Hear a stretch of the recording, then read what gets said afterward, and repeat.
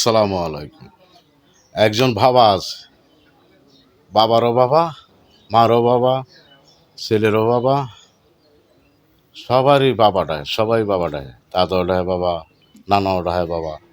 এটা কোন বাবা? খাজা বাবা।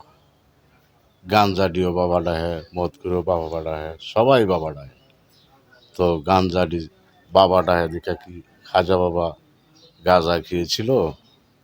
তোমরা খাজা বাবাকে বলো খাজা বাবা গাঁজা খায়। হরি নাফরমানের দল। খাজা বাবা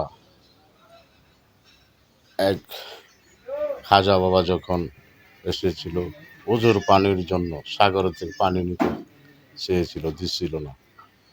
তখন খাজা বাবা লোটা দিয়ে একজন রাতে এক লোটা পানি আনছিল।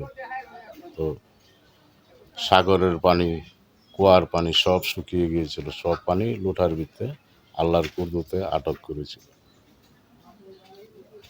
তাদের হেকমত, আল্লাহর ওলিদের হেকমত দেখাইছিল খাজা বাবা।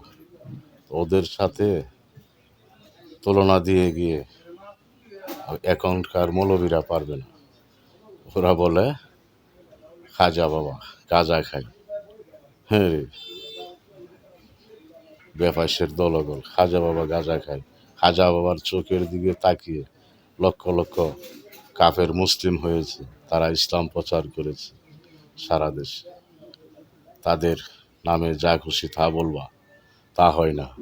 ভালো হয়ে যাও, এসব বলল না। আসসালামু আলাইকুম।